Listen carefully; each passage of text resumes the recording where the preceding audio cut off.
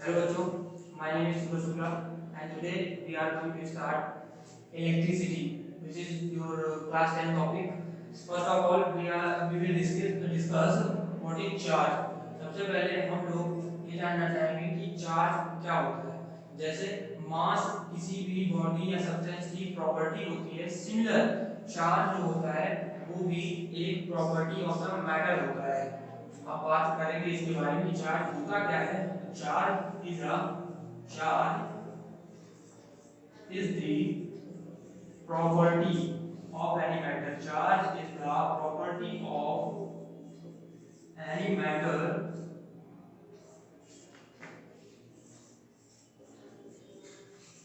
by which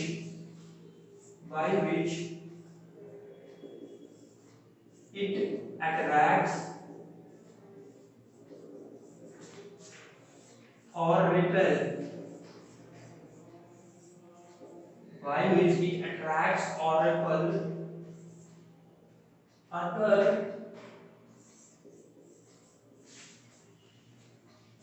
matter or substance.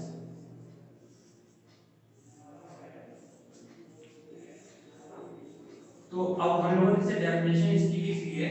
तो जैसे हम डिफाइन किए हैं आपको कि charge is the property of a matter by which it attracts और repels other matter of substance। तो कहने का मतलब ये हुआ कि चार्ज किसी भी मैटर का एक प्रॉपर्टी होती है।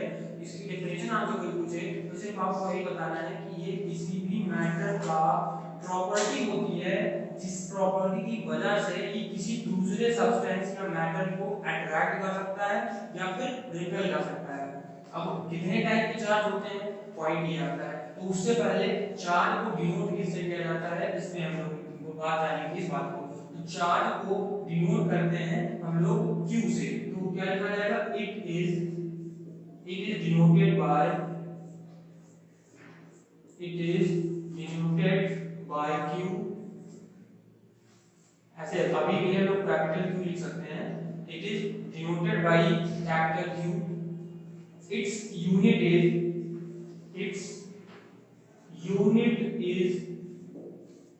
कूलम, जिसे हम लोग कूलम बोलते हैं। इसकी यूनिट जो होती है वो कूलम होती है। तो दो पॉइंट यहाँ पर लोग जाने कि इसे Q से डिनोट किया जाता है और इसकी जो यूनिट होती है वो कूलम होती है। लेकिन देखा ये गया है बेटा कि कूलम जो होती है वो बहुत बड़ा यूनिट है। Coulomb is the very big unit of the charge. So इसके लिए हम लोगों ने बहुत छोटी छोटी यूनिट्स का क्या करने लगे, यूज करने लगे, जिसके लिए हम लोग क्या यूज करते हैं, मिली कूलम। क्या यूज करते हैं, मिली कूलम। स्मॉल m लिखा हुआ है, कैपिटल C इसका मतलब मिली कूलम होगा। और 1 मिली कूलम में 10 टू द पावर -3 कूलम का चार्ज होता है। ऐसे ही सिमिलर दूसरा अगर पॉइंट लिखा जाएगा, अगर दूसरा यूनिट हम बताएं कूलम का, जो छोटा अमाउंट हो वो माइक्रो कूलम होता है। माइक्रो कूलम जिसकी वैल्यू जो होती है 10 टू द पावर -6 कूलम के इक्वल होती है। तो बेटा बात ये देखा गया कि इसकी यूनिट जो कूलम होती है ये बहुत ही बड़ी यूनिट होती है। इसलिए हम लोग मतलब देखा जाता है कि एक कूलम चार्ज अगर किसी बॉडी को देना है तो वहां पे बहुत सारे नंबर ऑफ इलेक्ट्रॉन्स की जरूरत होती है। अभी हम लोग न्यूमेरिकल जब करेंगे तो उसमें ये लोग हम लोग जानेंगे कितने चार्ज होते हैं, कितने इलेक्ट्रॉन्स देने पड़ते हैं अगर किसी भी बॉडी को हम लोग एक कूलम का चार्ज दे रहे होंगे। इसलिए हम लोगों को एक भी कभी भी अगर किसी बॉडी को चार्ज देना होगा तो हम लोग बहुत छोटी छोटी यूनिट में उनको एक्सप्रेस करेंगे, जैसे कि मिली कूलम या micro coulomb. 1 milli coulomb is equal to 10 to the power -3 coulomb होता है। और 1 माइक्रो कूलम जो होता है वो 10 टू द पावर -6 कूलम के इक्वल होता है, जो कि बात हो गई। अब बात ये आती है कि चार्ज कितने टाइप के हो सकते हैं। तो देखा ही गया कि there are 2 types of the charges. Charge कितने टाइप के होते हैं, चार्ज दो टाइप के हो सकते हैं। चार्ज कितने टाइप के हो सकते हैं, देयर आर 2 टाइप्स ऑफ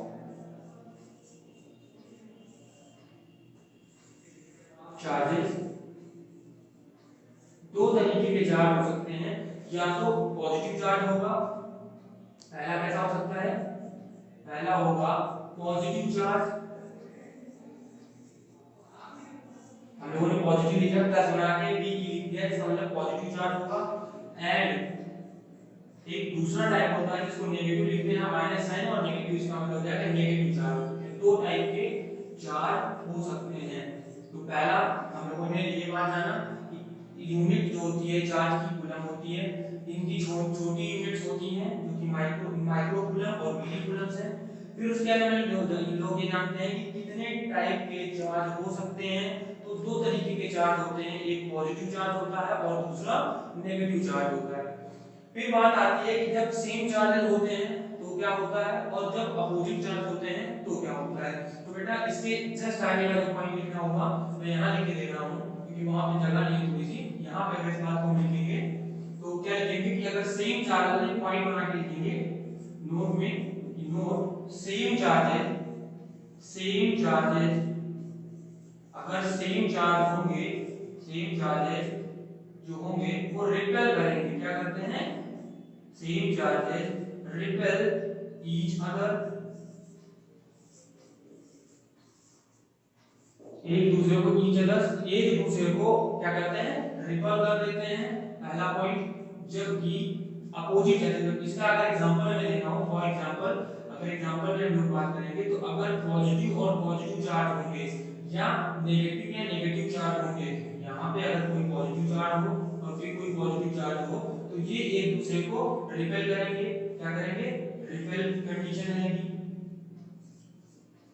और अगर नेगेटिव और नेगेटिव चार्ज होंगे तो वहां पे भी, क्योंकि सेम चार्ज होने की वजह से ये एक दूसरे को रिपेल करेंगे।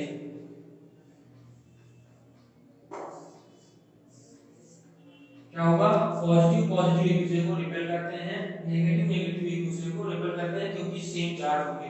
फिर दूसरा पॉइंट अगर हम लोगों को नोट में लिखना होगा तो बोलेंगे अपोजिट चार्जेस, जो अपोजिट चार्ज होंगे, अपोजिट चार्ज होते हैं एक दूसरे को अट्रैक्ट करते हैं, opposite charges attract each other, attract each other. अब यहाँ पे अगर एग्जांपल के लिए आपको बात जाननी होगी तो क्या लिखेंगे, अगर पॉजिटिव और एक नेगेटिव चार्ज हो, पहला चार्ज पॉजिटिव हो दूसरा नेगेटिव हो, तो उनके बीच क्या होगा, अट्रैक्शन होगा, क्या होगा, वो एक दूसरे को अट्रैक्ट करेंगे। अगर पहला नेगेटिव हो दूसरा पॉजिटिव चार्ज हो तो उनके बीच भी अट्रैक्शन होगा। तो हम लोगों ने जाना कि दो टाइप के चार्ज होंगे, एक पॉजिटिव चार्ज होगा और एक नेगेटिव चार्ज होगा। नोट में हम लोग ये जानेंगे अगर सेम चार्ज होंगे तो वो एक दूसरे को रिपेल करेंगे, अगर एक पॉजिटिव तो एक दोनों के बीच रिपल्सन, एक नेगेटिव दूसरा में नेगेटिव तो इनके बीच रिपल्सन। लेकिन अगर अपोजिट चार्ज हो गए, अपोजिट का मतलब पहले तो सेम चार्ज थे यानी कि प्लस प्लस या माइनस माइनस तो रिपल्सन देखा गया। लेकिन अगर सेम चार्ज होने लगते हैं और अपोजिट चार्ज होने लगते हैं, यानी एक प्लस दूसरा माइनस या फिर दूसरा माइनस पहला प्लस, ऐसा कुछ सीन होने लग जाए तो एक दूसरे को वो अट्रैक्ट करते हैं। तो अभी हम लोगों ने इससे पहले चार्ज के बारे में पढ़ा, इसके बाद में हम लोगों ने पढ़ा कि सेम चार्जेस हो तो क्या कंडीशन होती है, अपोजिट चार्जेस हो तो कैसा कंडीशन होता है। अब हम लोग पढ़ने जा रहे हैं कि quantization of the charge. Boards में तो नहीं लेकिन एमपीएससी वगैरह में इन सब तरीकों पे बेस्ड क्वेश्चन पूछे जा सकते हैं। तो इसलिए हम लोग इसको भी डिस्कस करने जा रहे हैं कि क्वांटाइजेशन ऑफ द चार्ज क्या होता है, यानी कि चार्ज यानी कि जो चार्ज होते हैं उनका क्वांटाइजेशन क्या है। तो सबसे पहले हम लोग जानेंगे कि व्हाट इज द क्वांटाइजेशन। तो क्वांटाइजेशन का ज्यादा मतलब नहीं होता है, क्वांटाइजेशन का कोई भी चीज क्वांटाइज हो तब की कंडीशन की बात हो जाएगा हम लोग। तो क्वांटाइजेशन का मतलब है कि कोई भी चीज, कोई भी थिंग अगर प्रेजेंट हो किसमें, फिक्स अमाउंट में, फिक्स वैल्यू में, तो द थिंग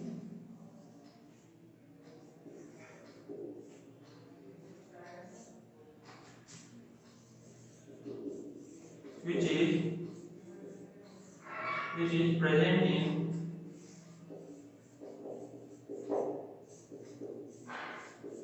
fixed amount।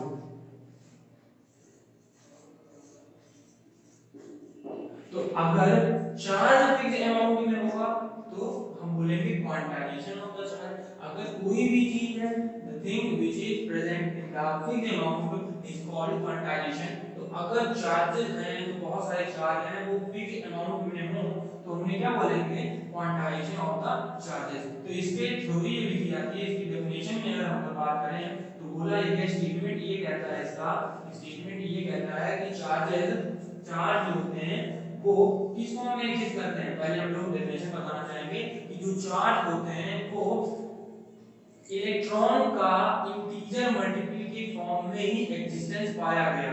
जो चार्ज होते हैं इनका एग्जिस्टेंस जो होगा वो इलेक्ट्रॉन का इंटीजर मल्टीपल ही हो सकता है। जैसे ये पहले डेफिनेशन लिख लेते हैं, फिर आगे हम लोग इसके बारे में डिस्कस करते हैं कि charge always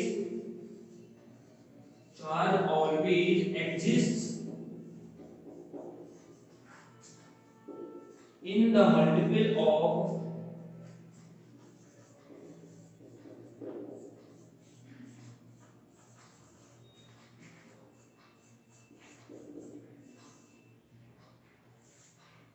in the charge always exists in the multiple of integer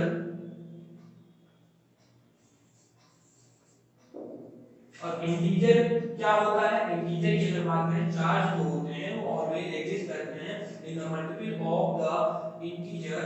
अगर क्या फिर इसकी डेफिनेशन को हम लोग फिर से लिखना चाहें, charge always exist in the multiple या फिर इंटीजर मल्टीपल ऑफ इलेक्ट्रॉन। इसको अगर हम सही लिखना चाहें तो ऐसे लिखेंगे कि charge always exist in the integer multiple of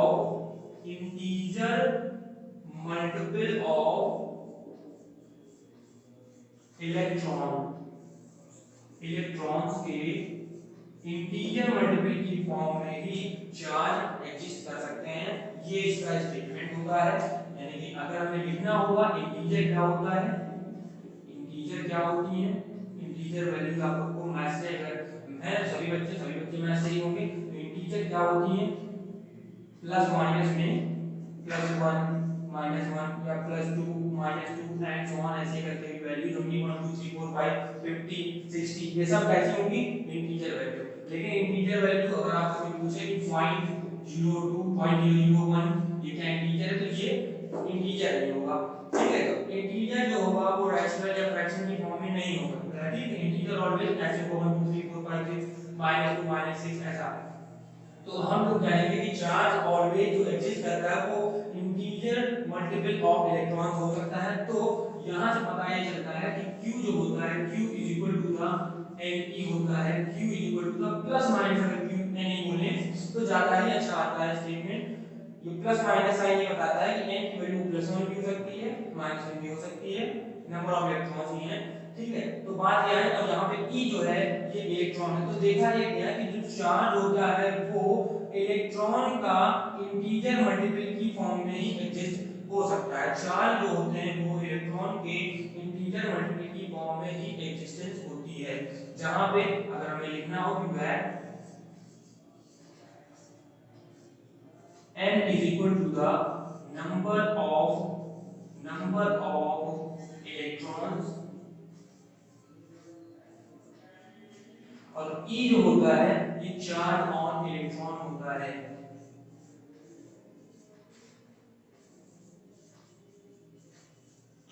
E जो होगी चार्ज ऑन इलेक्ट्रॉन, अगर वैल्यू कही जाए कितनी होती है तो 1.6 into 10 to the power -19, marker में एक खत्म हो चुकी है, तो 1.6 into 10 to the power -19 coulomb होता है। तो हमने इसके थ्रू ये जाना कि क्या होता है कि क्वांटाइजेशन, अगर आप चार्ज पूछा जाए सबसे पहले क्वांटाइजेशन क्या होता है, तो the thing which present in the fixed amount। अगर कोई भी चीज फिक्स्ड अमाउंट में हो, यानी कि 1 2 3 4 5 एक इंटीजर की बात हो, अगर आपसे बोले कि आप शॉपकीपर के पास जाइए, स्टेशनरी शॉपकीपर के पास गए, आपने कहा भैया हमको एक पेन दे दीजिए, एक पेन दे देगा। आप 4 पेन मांगो 4 पेन दे दीजिए, लेकिन आप बोलेंगे सर हमको 1.5 पेन दे दीजिए, 4.5 3.5, तो वो बोलेगा भैया ये क्या बात कर रहे हो आप। तो वैसे ही यहाँ पे भी केस होने लग गया कि 0.2 0.3 2.5 इस फॉर्म में चार्ज नहीं एग्जिस्ट करेगा। चार्ज किस फॉर्म में एग्जिस्ट करेगा, चार्ज ऑलवेज एग्जिस्ट करेगा इलेक्ट्रॉन का इंटीजर मल्टीपल की फॉर्म में ही। और इंटीजर क्या होते हैं 1 2 3 4 5 6 50 5000 ऐसा अगर वैल्यू होगा तो ही हम बोलेंगे कि चार्ज जो है वो एग्जिस्ट कर पा रहा है। अदरवाइज केस में चार्ज 0.2, तो अगर आपसे पूछें कि चार्ज किस फॉर्म में नहीं एग्जिस्ट कर सकता है, तो charge can not exist in the form of, जैसे एग्जांपल में आपसे बोले हैं कि चार्ज अगर कोई ऐसा है, एग्जांपल में अगर आपसे बोले हैं कि एग्जांपल में जैसे 0.02 इलेक्ट्रॉन, ऐसा कोई इलेक्ट्रॉन नहीं होगा, ठीक है। अगर आपको पूछा जाए कि अगर 0.2 इलेक्ट्रॉन या फिर E/2 ऐसे लिख दिया जाए तो ऐसा इलेक्ट्रॉन नहीं एग्जिस्ट करेगा, ठीक है। तो ये समझने के लिए बात है। बाकी स्टेटमेंट ये था, तो हम बोलेंगे कि वह नंबर ऑफ इलेक्ट्रॉन n होता है, n क्या है यहाँ पे नंबर ऑफ इलेक्ट्रॉन्स है, और E जो है ये चार्ज फॉर्म का इलेक्ट्रॉन होता है जिसकी value 1.6 into 10 to the power -19 coulomb के इक्वल होती है। तो अभी हम लोगों ने क्वांटाइजेशन ऑफ द चार्ज पढ़ा, तो उसी टॉपिक पे उसी कॉन्सेप्ट पे पेज में हमारे पास दो क्वेश्चन है जो न्यूमेरिकल आपको वो दिया गया, आप जानते हैं विधि जो होती है न्यूमेरिकल के बगैर नहीं चलती है। तो सबसे पहले हम लोग न्यूमेरिकल स्टेप जाएंगे, उसी टॉपिक या उसी थ्योरी पे जो क्वेश्चन है उस पे हम जाएंगे। पूछा गया है कि can a charge of 8 into 10 to the power -19 coulomb be given to a body, यानी कि किसी भी बॉडी को क्या 8 into 10 to the power -18 coulomb का चार्ज दिया जा सकता है या नहीं। तो इसमें क्या करना होगा कि चार्ज दिया हुआ है, जो कुछ दिया हुआ है पहले वो लिख लेते हैं। क्या है, क्या लिखेंगे, गिवन क्या है। सबसे पहले गिवन क्या था न्यूमेरिकल करते वक्त सबसे पहले प्रोसीड इसी चीज पे करते हैं। तो हमको दिया हुआ है कितने अमाउंट का चार्ज है, तो Q हम लोगों को पता था, Q 8 into कितना दिया हुआ था 8 into 10 to the power -18 coulomb का है। ये चार्ज ऑन बॉडी अगर देना होगा तो इतना चार्ज देने को बोल रहा था। तो पूछा ये क्या है कि क्या इतना दिया जा सकता है। तो हम लोग क्या करेंगे, हम लोगों को पता होता है कि किसी भी इलेक्ट्रॉन का जो चार्ज होता है कितना होता है 1.6 into 10 to the power -19 coulomb का होता है, जो किसी भी इलेक्ट्रॉन पे चार्ज होता है। Now we have to calculate number of electrons। अगर वो number of electrons इंटीजर आ जाते हैं, अगर इनके इस कैलकुलेशन के थ्रू जो हम लोग अभी पढ़े क्वांटाइजेशन ऑफ द चार्ज में क्या पढ़ा गया है Q is equal to the n या प्लस माइनस n पढ़े हुए हैं। तो n की वैल्यू अगर इंटीजर आ जाए इन केस, तो हम क्या बोलेंगे कि ऐसा चार्ज एग्जिस्ट कर सकता है, यानी कि ये चार्ज हम किसी भी बॉडी को दे सकते हैं। और अगर ये वैल्यू इंटीजर नहीं आती है तो यानी कि किसी भी बॉडी को 8 into 10 to the power -18 coulomb का चार्ज आप नहीं दे सकते, नहीं प्रोवाइड किया जा सकता है। तो हम लोगों को क्या फोकस करना है कि n की वैल्यू कैलकुलेट करनी होगी। तो क्या किया गया, q की वैल्यू दी हुई है 8 into 10 to the power -18 coulomb की, और n निकालना है जो कि नंबर ऑफ इलेक्ट्रॉन्स होंगे।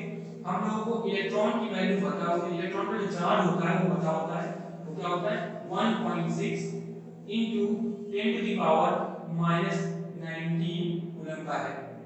हमको क्योंकि n निकालना होगा नंबर ऑफ इलेक्ट्रॉन्स, तो हम लोग को क्या करना होगा n इधर लिखेंगे, इसके अपॉन में लेंगे डिवाइड में, तो 8 into 10 to the power -18 upon 1.6 into 10 to the power -19। अब इसको हम लोग सिंपली मैथमेटिक्स के थ्रू जैसे हम लोग करते आते हैं वैसे ही सॉल्व करेंगे। यानी कि क्या होगा, ये अगर डेसिमल हटाएंगे ऊपर 80 हो जाएगा, ऊपर 80 हो जाएगा इनटू 10 टू द पावर -18, ये 10 टू द पावर -19 था, ऊपर जाएगा 10 टू द पावर +19 देगा, कितना हो जाएगा इनटू में 10 to the power +19, 10 to the power +19 बना देगा। अब ये बेस सेम होती है तो पावर ऐड या सब्ट्रैक्ट हो जाती है, वही बोला गया है कि सिंपल मैथमेटिक्स लगानी है आपको। 16 बचे यानी 16 को 5 बार मल्टीप्लाई करेंगे तो 80 आ जाएगा। तो n की वैल्यू जो आएगी वो 5 into 10 to the power -18 plus 19। मैंने बोला बेस सेम होगी तो पावर ऐड या सब्ट्रैक्ट हो सकती है, तो वही कर दिया गया। और n की वैल्यू आई है 5, देखिए यहाँ पे 10 लिखा हुआ है, 10 की पावर में -19 18 + 19 यानी कि 10 की पावर 1 बचेगा। 10 की पावर 1 को 10 ही लिखेंगे, यानी कि 5 into 10, इसको मल्टीप्लाई कर लेंगे, कितना आ जाएगा 50। और n की जो वैल्यू ये आई हुई है 50, 50 या 50, ये इंटीजर होता है। देखिए कोई रेशनल नंबर नहीं है, कोई पॉइंट में नहीं वैल्यू आई है, ये एक इंटीजर वैल्यू है, इसलिए इतने अमाउंट का चार्ज किसी भी बॉडी को दिया जा सकता है। सो अब हम लोगों को इसका आंसर लिखना होगा, तो सर क्या क्या क्या दिया सकता है, तो हम लोग आंसर में ये वैल्यू निकालेंगे। अब देखिए जो n की वैल्यू जो आई हुई है, n जो आई हुई है यहाँ पे जो n 50 वो बिलोंग करता है इंटीजर से, तो हम लोग आंसर क्या लिखेंगे, इसका आंसर अगर लिखना होगा तो लिखेंगे आप yes, yes this charge can be given to the body, ये चार्ज किसी बॉडी को दिया जा सकता है। अब हम लोग दूसरे नंबर पे आते हैं। हमारा दूसरा क्वेश्चन ये था कि कैलकुलेट करना है द नंबर ऑफ इलेक्ट्रॉन्स, हमको नंबर ऑफ इलेक्ट्रॉन्स बताने हैं कंस्टिट्यूटिंग 1 कूलम चार्ज, यानी कि हमें एक नंबर ऑफ इलेक्ट्रॉन्स निकालना होगा है इस क्वेश्चन में जिसमें 1 कूलम का चार्ज दिया गया है। तो वही मैंने आपसे इससे पहले अर्लियर हम लोगों ने बोला था कि 1 कूलम बहुत बड़ा यूनिट होता है, इसीलिए अब यहाँ पे हम लोग इस बारे में जानेंगे कि 1 कूलम चार्ज हम देते हैं जब किसी बॉडी को तो उसमें कितने इलेक्ट्रॉन होते हैं, वो यहाँ से पता चलेगा कि कैसे 1 कूलम बहुत बड़ी यूनिट होती है। तो हम लोग क्या दिया हुआ है यहाँ पे, हम लोगों को यहाँ पे Q की वैल्यू दी गई है। क्या दी गई है? Q की वैल्यू है, देखिए गिवन वाला हम लोग सबसे पहले लिखेंगे, सॉल्यूशन आएगा कि हम सॉल्व करते हैं, तो ये सिंबल बना के इसको सॉल्व कर रहा हूँ। यहाँ पे मैंने बोला Q दिया हुआ है, Q की वैल्यू है 1 कूलम, Q की वैल्यू जो आपका चार्ज का वैल्यू है वो 1 कूलम है, और हमको निकालना है n, n निकालना है, ये हम लोगों को नहीं पता है, ये नंबर ऑफ इलेक्ट्रॉन्स हम लोगों को निकालना है। और हमें ये पता होता है इलेक्ट्रॉन पे चार्ज कितना होता है 1.6 into 10 to the power -19। तो हम लोगों ने क्या पढ़ा है, इलेक्ट्रॉन पे जो चार्ज होगा वो 1.6 into 10 to the power -19 coulomb का चार्ज होता है। अब हम लोग वही पुराना कॉन्सेप्ट जो हम लोगों ने क्वेश्चन में पढ़ा था इससे पहले, Q is equal to Ne, formula कौन सा लगेगा, using this formula Q is equal to the Ne, हम लोग n की वैल्यू निकालेंगे क्योंकि हमको नंबर ऑफ इलेक्ट्रॉन ही निकालना था कि कितने इलेक्ट्रॉन होंगे ये कूलम चार्ज में। तो Q पता है हमको 1 है, n की वैल्यू नहीं पता है जिसको हमें इवैल्यूएट या कैलकुलेट करनी होगी, ठीक है। n की वैल्यू हमको निकालनी है, और e की वैल्यू पता है 1.6 into 10 to the power -19 coulomb होती है।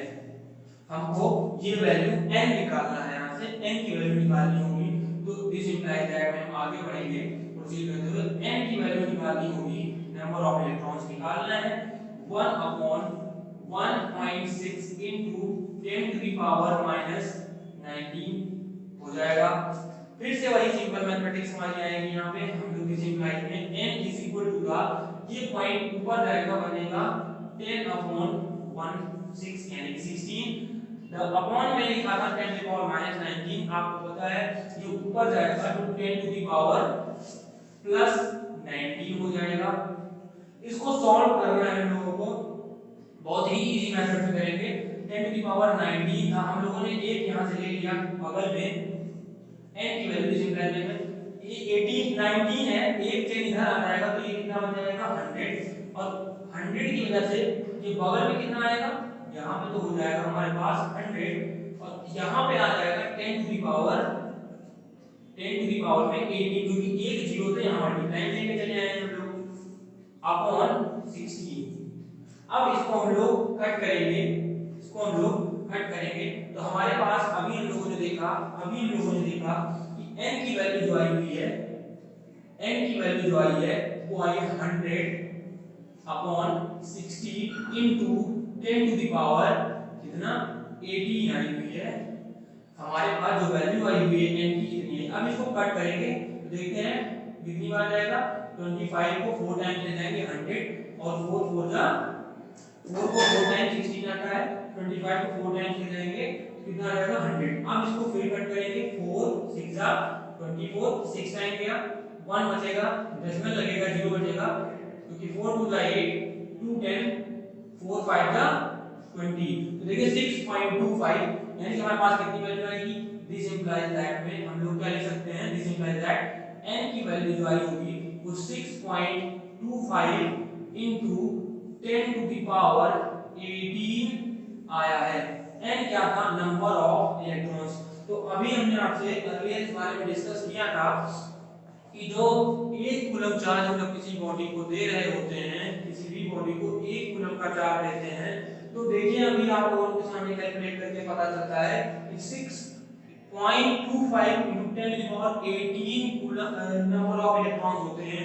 यानी कि इतना जब इलेक्ट्रॉन हम लोग किसी बॉडी को दे देते हैं तो एक कूलम का चार्ज बनता है। तो देखिए यहाँ से बात क्लियर हो गई ना कि जो 1 कूलम होता है ये बहुत बड़ा चार्ज होता है, यूनिट होता है चार्ज का। इसीलिए हम लोग चार्ज को मिली कूलम या माइक्रो कूलम में